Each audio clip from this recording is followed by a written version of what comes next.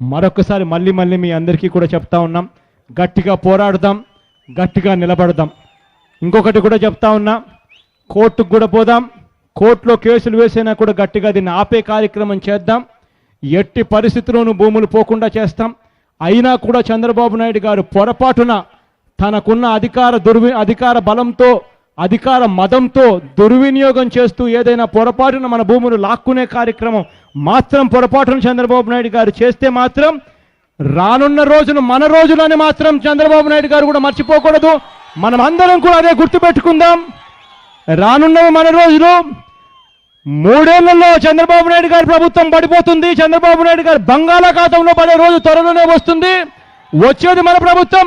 మళ్ళీ మీ భూములన్నీ కూడా తిరిగి మీకు వెనక్కిస్తామని చెప్పి మాత్రం గట్టిగా మీ అందరికీ హామీ ఇస్తూ చెప్తా ఉన్నా. ఈ పోరాటం ఆగదు. అన్ని రకాలుగా మీకు తోడుగా ఉంటాం. వైఎస్ఆర్ కాంగ్రెస్ పార్టీ ఇంతవరకు కూడా మీకు అన్ని రకాలుగా మద్దతు ఇస్తూ వస్తూ ఉంది. రాబోయే రోజుల్లో ఇంకా ఎక్కువగా మద్దతు ఇస్తాం. అవసరమైతే ధర్నాకు మళ్ళీ రావాల్సి వచ్చినా కూడా నేనైనా రావడానికి కూడా నేను సిద్ధంగా ఉండాలని చెప్పి కూడా మళ్ళీ చెప్తా ఉన్నా.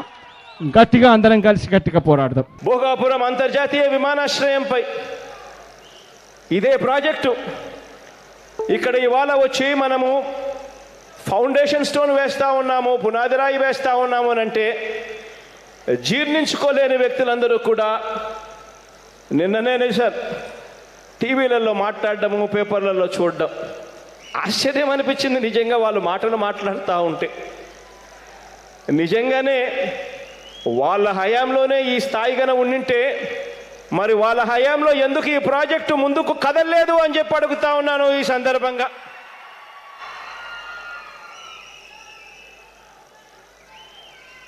సుప్రీంకోర్టులో కేసుల దగ్గర నుంచి, హైకోర్టులో కేసుల దగ్గర నుంచి, నేషనల్ గ్రీన్ ట్రిబ్యునల్ ఎన్జిటిలో కేసుల దగ్గర నుంచి మొదలైన అనేక కేసులన్నీ కూడా దేవుడి దయతో పరిష్కరించుకుంటూ వచ్చాం.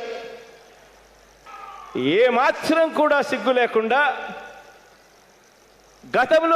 గతంలోనే మేము శంకుస్థాపన చేశాము అని చెప్పి మళ్ళీ చెప్పుకోవడం నిజంగా ఇంతకన్నా దారుణమైన పరిస్థితి రాజకీయాలు బహుశా ప్రపంచ చరిత్రలో ఎక్కడా ఉండవు. ఈరోజు